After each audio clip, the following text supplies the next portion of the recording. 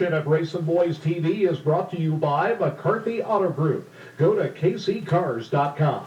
Welcome back to Racing Boys TV. I'm Kirk Elliott at Kokopaw Speedway in Yuma, Arizona, site of the season finale of the Lucas Oil ASCS Sprint Car Dirt Series. Well, one of the winningest drivers in Kansas City this year was Brent Heeter. He won 11 features this season at Lakeside on his way to the track championship. Earlier this week, I spent some time at his shop, and he talked about his spectacular season and what lies ahead in 2014 with some big changes going to the USRA stock cars. And my dad just always knew I was interested in watching race cars and just interested in race cars, period. And then I got old enough and we built me one. I think it was more just so that something that we could do together, spend our time together. And once it got in my blood, we never were really able to stop. Well, the competition is second to none for sure. There's 10 or 15 guys that can win any night out there. And the racing and the track is just awesome. You can get 3-4 wide racing, not touch nobody, especially when they got that track worked in. And with the new owners, Mike Johnson and guys, they've done a real good job. The USRA is a good sanction. It'll do a lot for the guys that are able to continue racing once we get the changes all done. But it's definitely a transition, and we're going to have to spend some money. In the long run, I think we'll benefit from it. I think everybody will. It's a good thing for Lakeside. And Lakeside needs a good promoter and to keep that track going, to make it what it's capable of being. And I think they're taking the right steps in doing that. Change can be good. Nobody likes change, but change can be good. Initially, it's going to be hard for some guys. There's a lot of guys out there that the only reason they're able to race is because Lakeside rules have been the same for so long. So if one year they didn't have the money to buy something, they were able to save up and get it for the next year. So it's there's some guys that have a lot of money over a course of years invested into a lot of parts to be able to run that track on a little bit budget. We had a motor issue. I got my second win of the season and I actually melted the motor that night.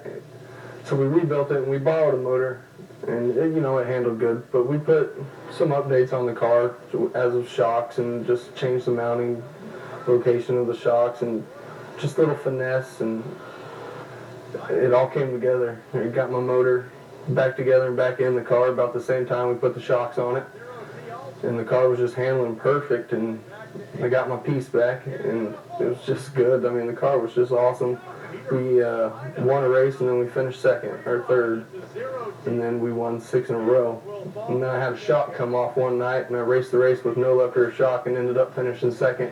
And that was the night that actually broke the streak. But we got that fixed, and then went back the next week and won that race. And we went to Corning, won that race, and then we came back to Lakeside and won the Sunflower. So yeah, we've run just about every race that we've entered in the past 2 or 3 months, and it's just time. Races are won in the shop, and the time that we've invested in the shop really paid off. I really don't have to sacrifice as much other than my wallet. That's about all I really sacrifice. It's just everybody around us that really sacrifices everything. Girlfriend, family, friends. I mean, we're here every day, and that takes us away from them. So really, they're the ones that pay for, us having this hobby that you can't win. No matter how many races you win, you never really win. It's just a lot of knowledge. You listen to what everybody has to say, what's been successful for others, and you watch others do good and fail and learn from what they've done and learn from what you've done. You get guys like the USNTS, they come to Lakeside, and we'll walk around and just look at the way they're grooving their tires. I mean, just trying to soak up anything that we can soak up that can help our program. Every week I show up to the track, I'm looking at the lineup, I'm seeing who's starting in front of me, and I know there's a handful of guys that are real hard to get around. I never felt like I was the better car of anybody. I drove my tail off. My dad made sure the car was perfect, and I just went out there and did the best I could do, and we did pretty well. I've been racing out there since '03, and I think I had maybe 10 wins total going into this season. So every win's definitely special. I can look at each trophy and I remember what race and what pass I had to make to get it, and there's no one win that's more special or less special than the other. They're all a major accomplishment. It's why we do it. My hopes were just that the car would hold up long enough to run the whole season. Never expected to do as well as we've done, but I knew the car's good. The car's always been good. I've been in it for years now. I knew I was capable of doing great things. Definitely exceeded my expectations, but that race car's always drove good. My dad put so much time into it. I knew it was coming sooner or later. Sooner or later, we were going to get a good handle on it, and we were going to be hard to beat. And it just so happened it was this year. Well, before the race, you're strapped in it, and you're thinking to yourself, what the heck am I doing?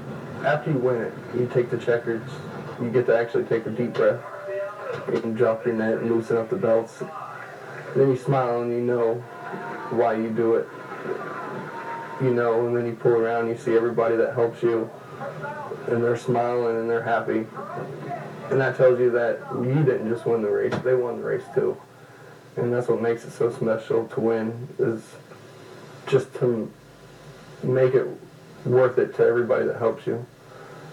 Congratulations to Brett Heeter. It'll be interesting to see how they'll fare with the new USRA stock car rules for next year. No doubt a lot of work in store in the off-season getting ready for the new campaign. We'll look forward to next April when things fire up again out at Lakeside Speedway. When we come back, we're going to talk with